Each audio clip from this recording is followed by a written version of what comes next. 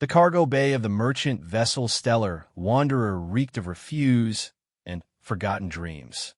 Among the discarded shipping containers and broken machinery, a pale figure huddled in the shadows, white fur matted with grime and studded with countless dark, barnacle-like growths that pulsed with their own rhythm. Kess had learned long ago that staying invisible meant staying alive. The Lupari had once been proud warriors, their wolf-like forms striking fear into enemies across 3-star systems. But that was before the Blight, before the symbiotic organisms had chosen his people as hosts, before the galaxy had turned its back on them in disgust. Now, Kess was perhaps the last of his kind, an albino outcast, even among outcasts, carrying the weight of extinction on his narrow shoulders. "Disgusting creature," muttered Captain Vex, a blue-skinned Altarian whose crystalline eyes held nothing but contempt. "Why we allow it passage, I'll never understand." First Officer Nara, her scaled green skin shimmering under the artificial lights, glanced toward Kess's hiding spot with practiced indifference. "Credits are credits, Captain. The thing pays its way, barely eats anything, and causes no trouble. What more do you want?" Kess pressed himself deeper into the shadows, feeling the familiar sting of their words. The barnacles covering his body, what the medical techs called Symbioticus lupari, pulsed gently against his skin, responding to his emotional state. Most beings saw them as parasites, a disease, a mark of evolutionary failure. They didn't understand that the symbiotes were so much more than they appeared. The ship's proximity alarms suddenly began blaring, their harsh red light flooding the cargo bay. Kess's ears perked up, his enhanced hearing picking up the worried murmurs from the bridge. Through the barnacle's network, he could sense something else, a disturbance in the quantum foam that surrounded their vessel, something his alter biology could detect, but his mind couldn't yet comprehend. Captain Vex's voice crackled over the intercom, tight with barely controlled panic. "All hands to stations. We've got an unidentified vessel approaching fast. By the ancient ones, it's massive." Kess crept toward the small porthole in the cargo bay's outer wall, his pale eyes adjusting to the star field beyond. What he saw made his breath catch in his throat. A ship unlike anything in the galactic databases hung in the void before them, sleek, angular, with a design philosophy that spoke of minds unbound by conventional thinking. It was beautiful in its strangeness, terrible in its implications. The communication channels erupted with activity as the unknown vessel transmitted on frequencies that should have been impossible. Kess's symbiotes tingled, translating the alien mathematics that flowed through the signals in ways his conscious mind couldn't follow. These newcomers spoke in numbers and concepts that bent reality around their meaning. "This is Captain Sarachun of the United Earth Ship Defiance," came a voice that cut through the static like a blade through silk. "We come in peace, seeking dialogue with the galactic community. Please respond." The bridge fell silent. Earth.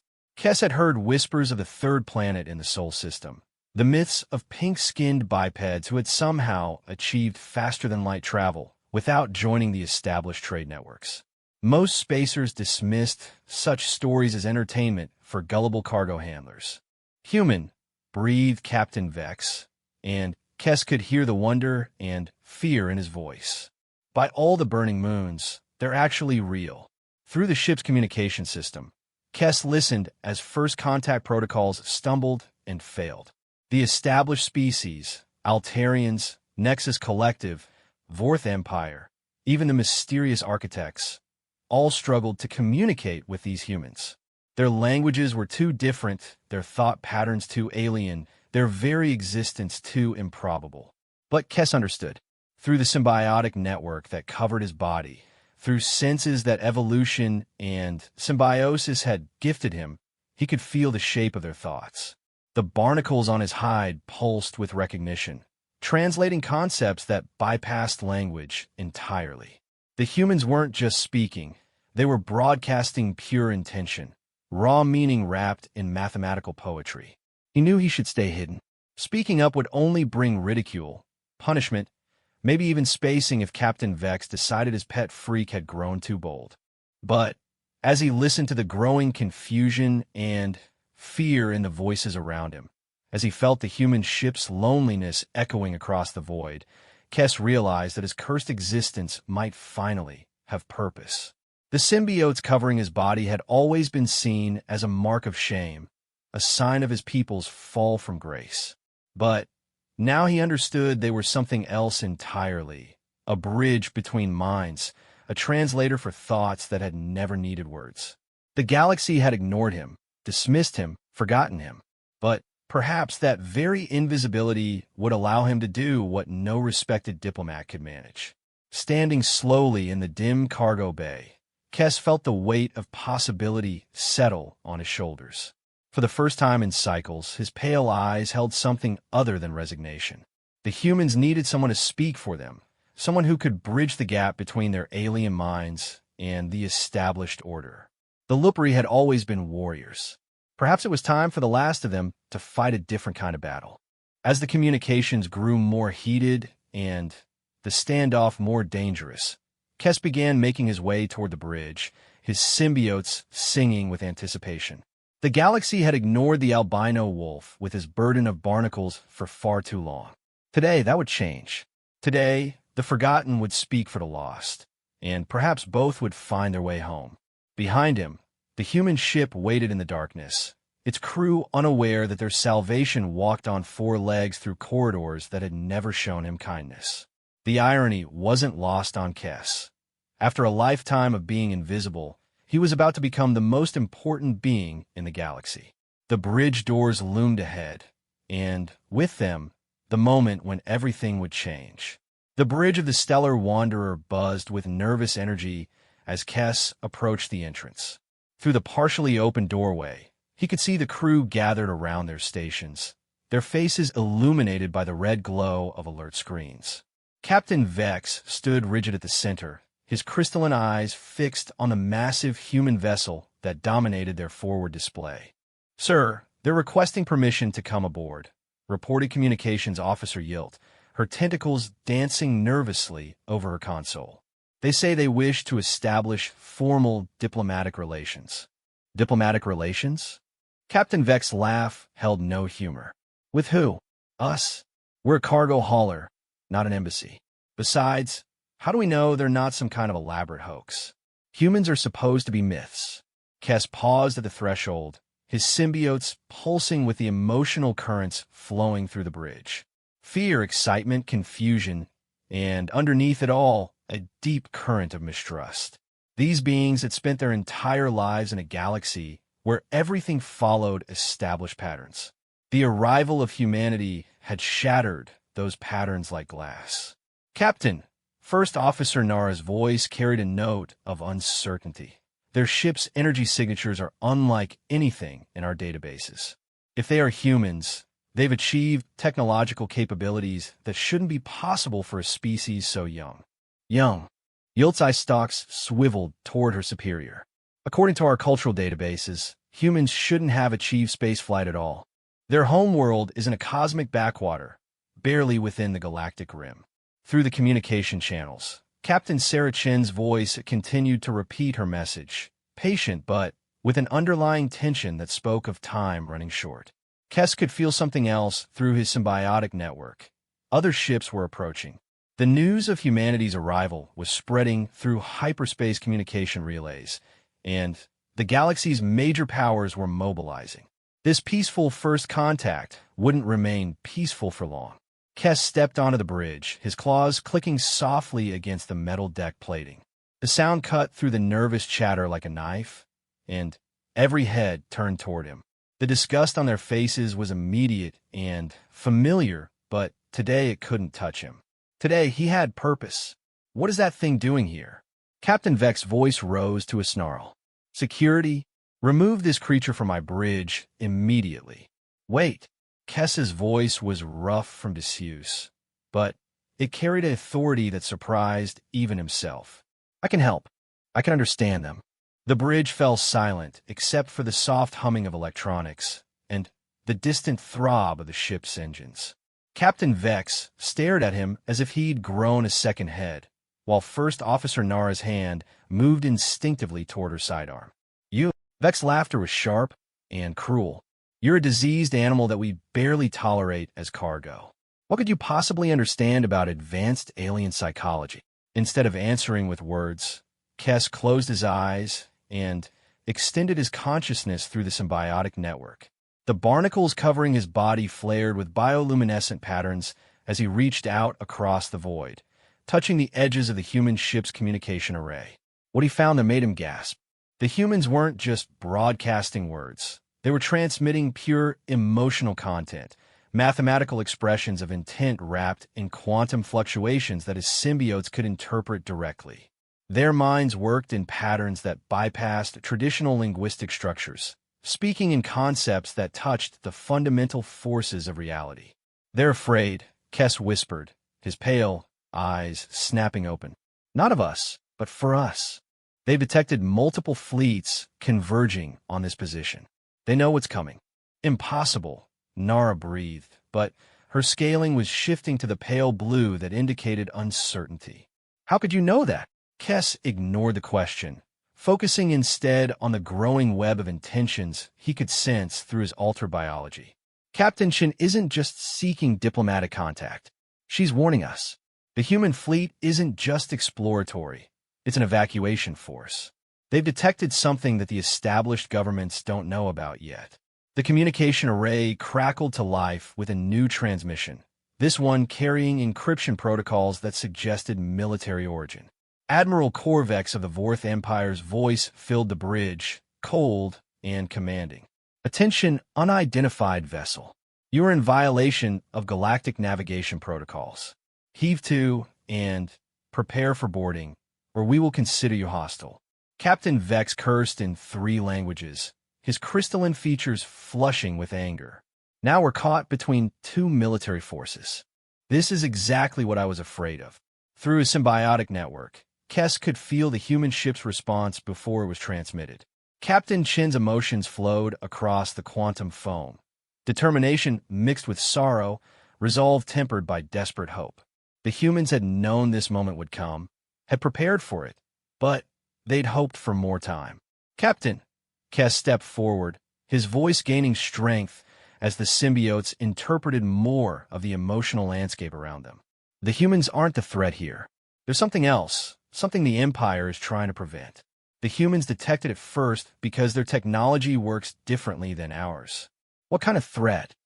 Nara's professional instincts overrode her disgust as she recognized the ring of truth in his words.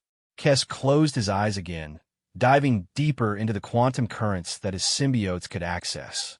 Images flashed through his consciousness. Dark regions of space where stars died too quickly, worlds stripped bare by something that consumed matter at the atomic level. Entire systems going silent without explanation. "The Devourers," he whispered, using a term that had no equivalent in galactic standard but somehow felt right. "An extragalactic force that consumes everything in its path. The humans' deep space monitoring stations detected them months ago. That's why they've suddenly revealed themselves. They're trying to organize a defense." The bridge erupted in chaos. Yilt's tentacles wrapped around her console as she accessed long-range sensors, while Captain Vex demanded explanations that Kes couldn't provide in terms he would understand. But First Officer Nara stepped closer, her scaled features intent. "If what you're saying is true," she said quietly, "then the humans aren't invaders. They're refugees, and we might be about to destroy our only hope of survival." Admiral Corvex's voice cut through their discussion like a blade. "Unknown vessel, you have 30 seconds to comply, or we will open fire. The Galactic Senate has not authorized contact with your species." Captain Chin's response came immediately, her words carried across channels that Kes could now fully interpret through his symbiotic network. "Admiral Corvex, I'm transmitting data that your scientists need to see. The threat we've all been ignoring is closer than anyone realizes. We don't have time for politics." 20 seconds, Corvex replied coldly. Kes felt the moment crystallizing around them, the point where peaceful contact would become violent misunderstanding. Through his symbiotes, he could sense the human ship's weapons powering up, not to attack, but to defend against the inevitable aggression. Captain Chun had hoped for understanding, but she was prepared for war. The albino Lupari looked around the bridge of beings who had spent their lives dismissing him as worthless and made a decision that would echo across the galaxy. Stepping forward to the communication console, he placed his paw-like hand on the transmitter. "Let me speak to them," he said simply. "All of them. I can make them understand." Captain Vex started to protest, but First Officer Nara held up a restraining hand. In her eyes, Kes saw something he'd never encountered before, respect tinged with desperate hope. "Do it," she said quietly. "If there's even a chance you're right about the threat, we have to try." As Kes began to transmit, his symbiotes glowing with patterns that would soon bridge two vastly different forms of consciousness, he felt the weight of three species' survival settling on his shoulders. The ignored albino wolf was about to become the galaxy's most important translator. In the void around them, human and alien fleets hung poised on the edge of conflict, unaware that their Salvation War barnacles and had been hiding in a cargo hold. Kessa's paw rested on the communication console as the symbiotes covering his body blazed with patterns of light that had never been seen on any starship bridge. The barnacle-like organisms pulsed in harmony, creating a living network that reached across space itself, touching minds that had never known such contact. "Admiral Corvex," Kes spoke, his voice carrying harmonics that shouldn't have been possible from a lupin throat. "I am Kes of the Lupari. I speak for understanding where fear would build walls." The silence that followed stretched across multiple ships. Through his enhanced senses, Kes could feel the shock rippling through the Vorth fleet as they processed not just his words, but the quantum resonance that accompanied them. His symbiotes were translating pure intention into frequencies that bypassed language entirely. "Impossible." Admiral Corvex's voice crackled with static and disbelief. "The Lupari are extinct, and even if they weren't, no known species can broadcast on these frequencies.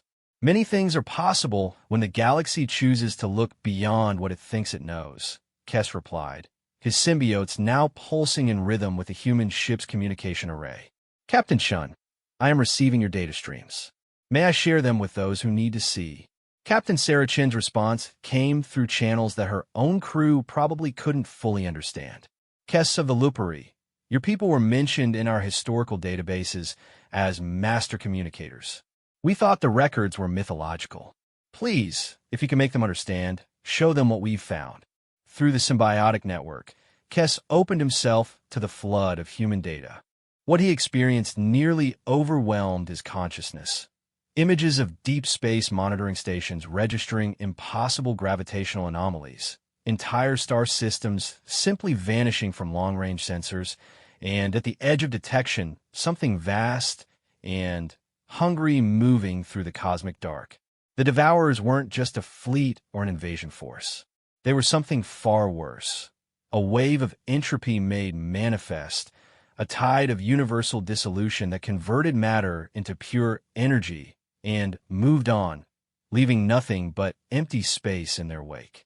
The humans had detected them because their technology worked on principles that the established galactic civilizations had never explored. Behold, Kes transmitted, his symbiotes now acting as living relay stations, broadcasting the human data in frequencies that every species present could understand. The reason why isolation is death and cooperation is survival. The response was immediate.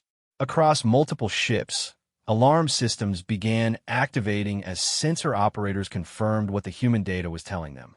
The edge of the galaxy was going dark, system by system, in a pattern that suggested something was systematically consuming everything in its path.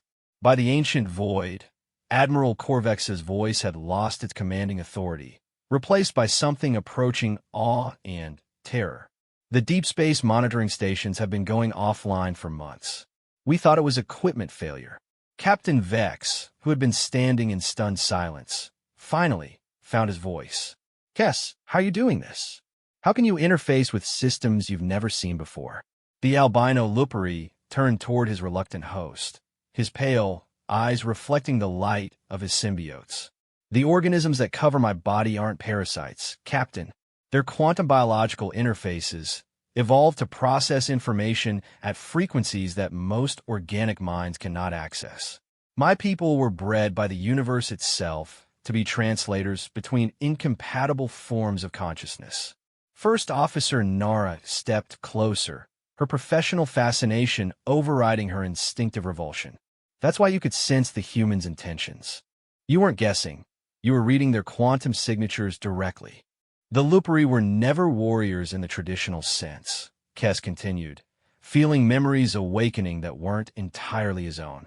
The symbiotes carried genetic echoes of his species' true purpose, knowledge that had been buried under cycles of shame and exile. We were diplomats, mediators, bridges between minds that could never otherwise communicate. The galaxy forgot our purpose and saw only the marks of our calling. Through the communication array, he could feel more ships arriving, vessels from a Nexus Collective, independent trader fleets, even a few mysterious contacts that might belong to the legendary architects. News of humanity's arrival, and the threat they discovered was spreading through hyperspace faster than any government could contain it. Captain Chen's voice cut through the growing chatter, calm but urgent. Admiral Corvex, we've been monitoring the phenomenon for 18 months. The consumption rate is accelerating. At current speed, the wave will reach the core systems within 2 standard years. 2 years, Admiral Corvex repeated, his voice hollow. The Senate will never approve defensive measures that quickly. They'll spend 6 months debating whether the threat is real. Kes felt something shift in the quantum foam around them, a stirring that spoke of vast intelligences awakening to the crisis. Through his symbiotes, he detected communication patterns that belonged to no known species. The architects, perhaps, or something even more ancient. There is another way, he transmitted, his consciousness now touching minds across multiple star systems. The humans have not come as conquerors or suppliants. They come as partners. Their technology, combined with the established civilization's resources, might be sufficient to mount a defense. Partnership. Admiral Corvex's laugh was bitter. Do you know how many species have tried to join the Galactic Senate? The approval process alone takes decades. Then, perhaps, Captain Chen's voice carried a note of steel that reminded everyone present why humanity had survived and thrived in a hostile universe. It's time to bypass the Senate entirely. This isn't about politics anymore. It's about survival. Through his enhanced senses, Kes could feel the moment when everything changed. Across the growing fleet of ships, individual captains, and crews began making decisions that their governments would have forbidden. The threat was too immediate, the need too desperate for bureaucratic procedures. Captain Chun, Admiral Corvex's voice carried new resolve. I'm authorizing immediate tactical cooperation under emergency protocols. Transmit your defensive plans directly to my fleet. Acknowledged Admiral. Kes of the Lupari, can you maintain communication links during data transfer? Our encryption methods may not be compatible. The albino wolf felt a surge of purpose that made his symbiotes blaze like stars. For the first time in his life, his cursed appearance was exactly what the galaxy needed. I can do better than maintain links, Captain. I can facilitate integration. Your technology and theirs can be merged in ways that neither side could achieve alone. As data streams flowed between human and alien vessels, translated and interpreted by living organisms that had evolved for exactly this purpose, Kes felt his species' true legacy awakening. The Lupari hadn't fallen from grace. They had been waiting for the moment when the galaxy would need them most. Around him, the bridge of the stellar wanderer buzzed with activity as even a simple cargo hauler became part of something larger. Captain Vex was coordinating with ships he'd never expected to speak with, while First Officer Nara worked to integrate defensive systems that had been designed by completely different forms of intelligence. Kes, she said quietly, pausing in her work to look at him with something approaching wonder. I'm sorry we never understood what you were. Understanding comes when it's needed most, he replied, his consciousness now spanning multiple star systems as more ships joined the growing alliance. Today, The galaxy learns that strength comes from diversity, not uniformity. Through the quantum foam, he could feel the approaching darkness at the galaxy's edge, vast and hungry and utterly alien. But he could also feel something else, hope growing stronger with every ship that joined their desperate alliance. Humans and aliens working together, their technologies and philosophies merging into something greater than the sum of their parts. The ignored albino wolf had become the galaxy's translator, and perhaps its salvation. In a growing network of minds he now connected, Kes felt the first stirrings of a defense that might actually work. The real battle was just beginning. 3 days had passed since first contact, and the improvised alliance had grown beyond anyone's wildest expectations. What had begun as a chance encounter between a cargo hauler and humanity's first diplomatic vessel had evolved into the largest cooperative military effort in galactic history. Kes stood at the center of it all, his symbiote-covered form now recognized across 100 star systems as the bridge between incompatible minds. The command center aboard the human vessel Defiance hummed with activity that would have been impossible without his translation abilities. Species that had barely acknowledged each other's existence now worked side by side, their technologies and strategies merging through the living network of his enhanced biology. Kes, we're getting reports from the Nexus Collective's deep space arrays, Captain Shin said, her voice tight with concentration. The consumption wave has accelerated again. The outer rim colonies have gone completely dark. Through his symbiotes, Kes processed the incoming data streams from dozens of different sensor networks, each using technologies based on entirely different scientific principles. The picture they painted made his fur stand on end. The Devourers weren't just consuming matter. They were rewriting the fundamental constants of space-time itself, leaving regions where physics simply stopped working. The pattern is becoming clear. He transmitted to the assembled fleet commanders, his consciousness touching minds from the crystalline intelligence of the architects to the collective awareness of the hive worlds. They aren't destroying randomly. They're targeting systems with high quantum coherence first, the ones most likely to develop defensive technologies. Admiral Corvex, his Vorth fleet, now fully integrated with human tactical doctrine, leaned forward at a station. Are you saying they're intelligent? That this is a strategic campaign?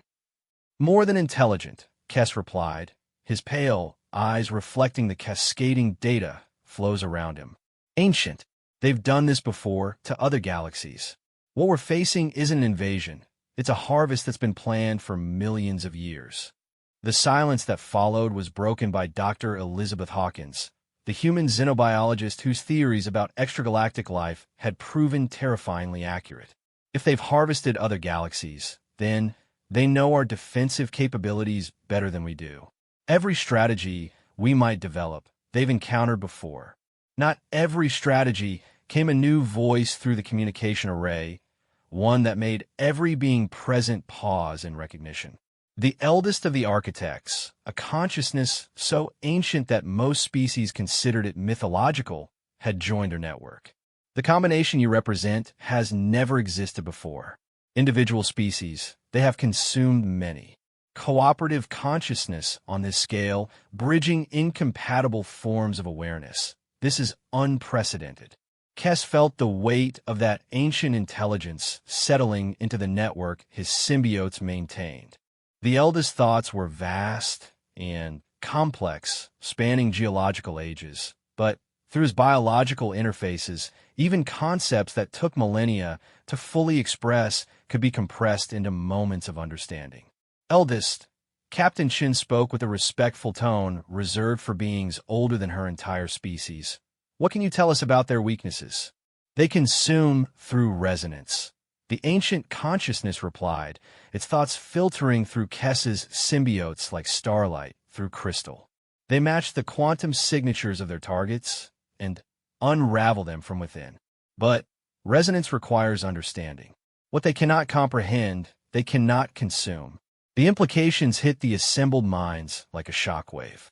Through his network, Kes felt the moment when hundreds of brilliant tacticians reached the same conclusion simultaneously. The key to survival wasn't to fight the Devourers. It was to become something they couldn't understand. The diversity of our alliance, Admiral Corvex breathed, his crystalline features shifting to patterns of excited comprehension. They're adapted to consume individual species, but we're becoming something new. A hybrid consciousness, Dr. Hawkins added, her excitement building. Human adaptability, Vorth tactical doctrine, Nexus collective processing power, Architect temporal perception, all linked through loopery biological interfaces. We're creating a form of awareness that's never existed before. Kes felt the truth of it resonating through his symbiotes. The organisms covering his body weren't just translating between existing forms of consciousness. They were facilitating the birth of something entirely unprecedented. A collective intelligence that retained the individuality of its components while achieving capabilities that none could possess alone. But we need time to fully integrate, came the concerned voice of Hive Mother Thesha, her collective consciousness speaking through 1,000 different minds. The wave will reach the core systems before we can complete the merger. Through his quantum biological senses, Kes could feel the approaching darkness like a tide of absolute cold.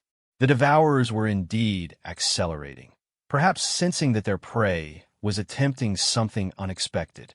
At current speed, they would reach the heavily populated inner systems within weeks, not months. Then, we make our stand at the Barrier Nebula, Captain Shin declared, her command authority cutting through the network like a blade. It's the natural choke point between the rim and the core. If we can force them to concentrate their assault, we might have a chance. The nebula's quantum properties are unique, the eldest added, its ancient wisdom flowing through Kes's symbiotes. The interaction between dark matter and stellar formation creates interference patterns. If your hybrid consciousness can achieve sufficient coherence, you might be able to use the nebula itself as a weapon. Admiral Corvex was already coordinating fleet movements, his tactical displays showing vessels from across the galaxy converging on the Barrier Nebula. Estimated time to reach defensive positions, 72 standard hours. Can we achieve full consciousness integration by then? Kes felt the question ripple through the network, touching every connected mind. The merger they were attempting had never been tried before. Failure meant not just death, but the consumption of everything they had ever been. Success meant becoming something beyond current understanding. I can maintain the biological bridges, he said, feeling his symbiote's pulse with determination. But the integration requires more than translation. Each species must choose to become part of something larger while remaining themselves. Like a symphony, Dr. Hawkins murmured, her scientific mind grasping the implications. Individual instruments maintaining their unique voices while creating harmony together. Or like a pack, Kes added, drawing on memories that weren't entirely his own. The Lupari understood this once. Strength through unity, identity through difference. My symbiotes remember how it's supposed to work. As the great fleets began moving toward their destiny at the Barrier Nebula, Kes felt the network of consciousness growing stronger. Humans brought their adaptability and determination, forging solutions where none should exist. Vorth tactical genius merged with Nexus processing power to create strategies of unprecedented sophistication. Architect temporal perception allowed them to see patterns across multiple timelines simultaneously. And at the center of it all, the ignored albino wolf with his burden of barnacles served as the living foundation that made it all possible. His symbiotes sang with purpose as they bridged minds that had never been meant to touch, creating understanding where there had been only difference. Kes, First Officer Nara's voice reached him through the chaos, carrying a note of wonder that he'd never heard before. I can feel them, all of them, every mind in the network. It's beautiful. That's what we were meant to do, he replied, his consciousness now spanning star systems. The Lupari were never separate from other species. We were the bridge that made connection possible. Through his enhanced senses, he could feel the approaching enemy, vast and hungry and absolutely certain of their victory. The Devourers had consumed galaxies for eons, harvesting civilizations like farmers gathering grain. They had never encountered resistance they couldn't eventually understand and overcome. They had never faced the power of unity in diversity, of strength through cooperation rather than conquest. They had never tried to consume something that was simultaneously one and many, familiar and utterly alien. As the hybrid consciousness took its first steps toward true integration, Kess allowed himself a moment of hope. The galaxy's greatest outcasts were about to become its salvation, and the universe itself would never be the same. The final confrontation was approaching, and for the first time since the threat had been discovered, they had something more powerful than fear. They had each other. The barrier nebula stretched across space like a wall of crystallized starlight, its quantum storms creating interference patterns that could hide fleets or tear ships apart with equal ease. Within its swirling depths, the greatest alliance in galactic history had made its final preparations. Thousands of vessels from dozens of species hung in precise formation, their crews linked through the living network that Kess had helped create. The albino Lupari stood at the heart of the combined command center, his symbiote-covered form now blazing with patterns of light that reflected the merged consciousness of an entire galaxy. Through his enhanced biology, he could feel every mind in the fleet. Human determination burning alongside Vorth tactical precision, Nexus analytical power flowing through Architect temporal awareness, all unified by his people's gift for impossible connection. Contact, announced sensor operator Yield, her tentacles dancing over instruments that had been modified with human quantum detection arrays. Massive distortions at the nebula's edge. They're coming. Through the network, Kess felt the collective intake of breath from a million souls as the enemy finally revealed themselves. The Devourers emerged from hyperspace like wounds in reality itself. Not ships in any recognizable sense, but geometric impossibilities that hurt to perceive directly. They moved through space as if it were merely another substance to be consumed, leaving trails of absolute emptiness in their wake. By all the burning stars, Admiral Corvex whispered, his crystalline features pale with terror and awe. They're not just using dark matter technology. They are dark matter technology. Captain Chen's voice cut through the network with characteristic human resolve. All units, maintain formation. Remember, we're not trying to destroy them. We're trying to become something they can't understand. Through his symbiotes, Kess could feel the enemy's attention turning toward them, a vast intelligence that had consumed countless civilizations examining this new arrangement with something approaching curiosity. The Devourers had expected scattered resistance, individual species fighting desperate final battles. They had not expected to find their prey working together. They're probing our quantum signatures, Dr. Hawkins reported from her position at the xenobiology station. Try to find resonance patterns they can lock onto. Let them probe. The eldest's ancient voice flowed through the network. Show them what they face. Kess opened himself fully to the collective consciousness, his symbiotes serving as living conduits for a form of awareness that transcended species boundaries. Through the network flowed the combined knowledge and experience of every connected mind, human creativity merging with Vorth strategy, Nexus logic enhanced by Architect wisdom, all bound together by Lupari biological interfaces that had evolved for exactly this purpose. The effect was immediate and devastating to the enemy's analysis systems. Where the Devourers expected to find discrete quantum signatures they could match and unravel, they encountered something impossible, a consciousness that was simultaneously unified and diverse, familiar, and utterly alien. The probing waves that had unmade entire star systems simply couldn't find purchase against something that refused to remain constant. They're confused, Kess reported, feeling the enemy's certainty waver for the first time in eons. Their consumption matrices are designed for singular targets. We're presenting them with a paradox, many minds that are also one mind, individual voices that harmonize into something greater. The Devourers' response was to intensify their assault, geometric forms shifting into configurations that spoke of technologies beyond current understanding. Waves of destructive energy lashed out across the nebula, seeking to force their prey into discrete, comprehensible targets. But the Alliance had learned from humanity's greatest strength, the ability to adapt under pressure.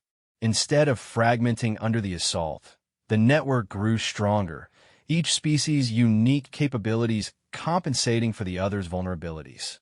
Vorth shields deflected energies that would have destroyed human vessels, while human point defense systems intercepted attacks that bypassed traditional alien defenses entirely. "Now," Captain Chun commanded, her voice carrying the authority of the entire hybrid consciousness. "Show them what cooperation can accomplish." The counterattack began not with weapons, but with pure information. Through Kess's biological network, the combined fleets broadcast their unified presence directly into the quantum substrate of space-time itself.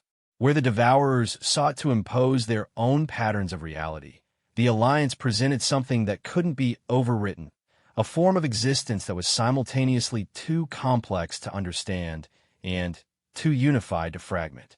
"Impossible," came a voice that seemed to emerge from the void itself, the first direct communication from the enemy in galactic history. The words carried harmonics of absolute authority, the voice of entities that had never encountered true resistance. "You cannot be. Cooperation at this scale is impossible. Individual consciousness cannot merge without losing identity." "Then you understand neither consciousness nor cooperation," Kess replied, his voice carrying the weight of every connected soul. "We are what you can never be, united in our differences, stronger because we remain ourselves."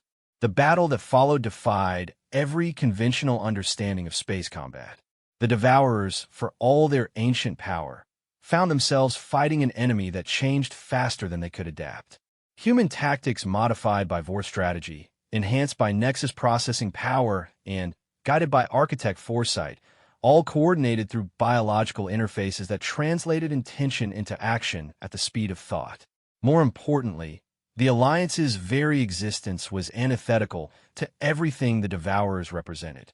Where they sought to consume and simplify, the network celebrated complexity and diversity. Where they imposed uniformity, the Alliance thrived on difference. The quantum patterns that made consumption possible simply couldn't establish resonance with something that refused to be categorized. "They're withdrawing," Sensor Operator Yield announced, her voice filled with wonder. "The geometric formations are collapsing back toward the nebula's edge." Through his symbiotes, Kess felt the moment when ancient certainty finally cracked. The Devourers had faced resistance before, had overcome defenses that had taken millions of years to develop. But they had never encountered something that grew stronger through diversity rather than unity, that found power in cooperation rather than conquest. "This is not victory," the enemy voice transmitted one final time, carrying harmonics of confusion that seemed to shake the very fabric of space. "This is impossible. We will return when we understand what you have become." "No," Kess replied, feeling the network pulse with shared determination. "When you return, we will have become something even more impossible. That is what growth means, what life means. Something you stopped understanding long ago. The geometric impossibilities that were the Devourers flickered once and vanished, retreating to the dark between galaxies to contemplate a defeat that challenged every assumption they had built their existence upon. Behind them, they left a galaxy forever changed by the realization that strength came not from consumption, but from connection. As the Alliance fleets began their journey home, Kess felt the network evolving around him. The connections his symbiotes had facilitated were becoming permanent, creating new forms of consciousness that would persist long after the immediate crisis had passed. Species that had barely tolerated each other's existence were discovering they could accomplish miracles together. "Kess," Captain Chen's voice reached him through the fading adrenaline of victory, carrying gratitude beyond words. "What you've given us, this ability to truly understand each other, it changes everything. "It was always there," he replied, his pale eyes reflecting the light of 1,000 different stars. The Lupari simply remembered how to see it. We were never meant to be separate, any of us. We were meant to be the galaxy's bridge builders. First Officer Nara approached through the celebrating crowd, her scaled features showing something he'd never seen before, not just respect, but genuine affection. "We were blind to see you as cursed. Your symbiotes aren't parasites. They're the most beautiful thing in the universe." As the great ships began their journeys home, carrying news of an impossible victory to every corner of civilized space, Kess allowed himself a moment of pure contentment. The ignored albino wolf with his burden of barnacles had become the galaxy's savior not through violence or conquest, but through the simple recognition that difference was strength and connection was life. The symbiotes covering his body pulsed gently, carrying messages of hope and unity across vast distances. In their light, he saw the future, a galaxy where cooperation replaced competition, where diversity was celebrated rather than feared, where beings like himself would never again be abandoned to cargo holds and forgotten. The universe was vast and full of wonders, and finally, they would explore it together. Behind them, in the empty space where the Devourers had retreated, quantum echoes carried a different message, one of ancient entities forced to reconsider everything they thought they knew about existence. The impossible had happened, and the impossible was spreading. In a cosmos full of infinite possibilities, the greatest miracle of all was connection itself.